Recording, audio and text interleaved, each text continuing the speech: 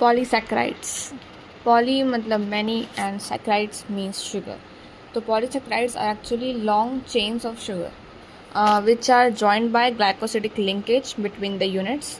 मतलब एक sugar unit दूसरे शुगर यूनिट से ग्लाइकोसिडिक लिंकेज के द्वारा जुड़ा होता है। पॉलीसैकेराइड्स में एक्चुअली कुछ एग्जांपल्स दिए हैं और उसके हिसाब से फिर एक्सप्लेनेशन है। तो पॉलीसैकेराइड का एक पहले एग्जांपल दिया है विच इज़ सेल्यूलोज।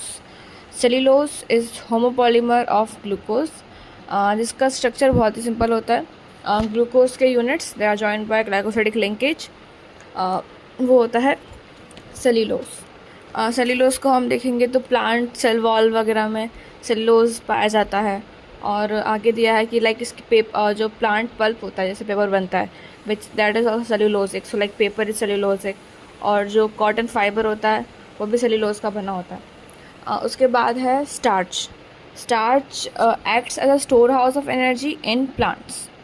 तो प्लांट्स में स्टोर हाउस ऑफ एनर्जी करता है स्टार्च, ह्यूमंस में वो काम है ग्लाइकोजन का। Energy storage in animals is glycogen.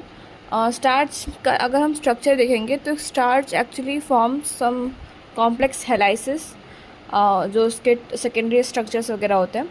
तो उस स्ट्रक्चर की वजह से starch can also hold iodine molecules. तो जब हम कुछ स्टार्च टेस्ट करते हैं तो उसमें जो ब्लू कलर आता है वो आयोडीन मॉलिक्यूल्स के प्रेजेंट को दर्शाता है। तो स्टार्च के जो कॉम्प्लेक्स हेलाइसिस हैं वो भी उससे कंफर्म होते हैं बिकॉज उसी में वो I2 मॉलिक्यूल्स को स्टोर कर पाता है। जबकि सेल्यूलोज में ऐसे कोई भी कॉम्प्लेक्स हेलाइसिस नहीं होते या फिर ग्लाइकोजन वगैरह में ऐसे कोई कॉम्प्लेक्स हेलाइसिस नहीं होते, इसलिए उसमें I2 मॉलिक्यूल्स को हम पकड़ के नहीं रख सकते उसके स्ट्रक्चर में। और एक और एग्जांपल है which inulin, this is not insulin, inulin. It's a polymer of fructose. अगर हम एक पॉलीसैकेराइड का स्ट्रक्चर देखेंगे तो एक पॉलीसैकेराइड के स्ट्रक्चर में जो जुड़े होते हैं वो तो ग्लाइकोसिडिक लिंकेज से जुड़े होते हैं, बट उसका जो राइट हैंड साइड होता है, उसका राइट साइड होता है उसको बोलते हैं रिड्यूसिंग एंड, और उसका जो लेफ्ट साइड होता है वो होता है नॉन रिड्यूसिंग एंड।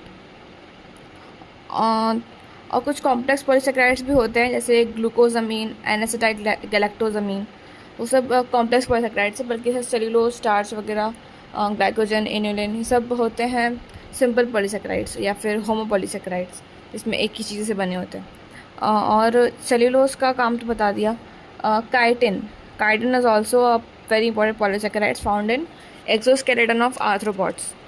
तो आर्थ्रोपॉड्स का जो एक्सोस्केलेटन होता है वो काइटिन से बना होता है। Chitin is polymer of N acetyl galactosamine, जो कि कॉम्प्लेक्स पॉलीसैकेराइड है।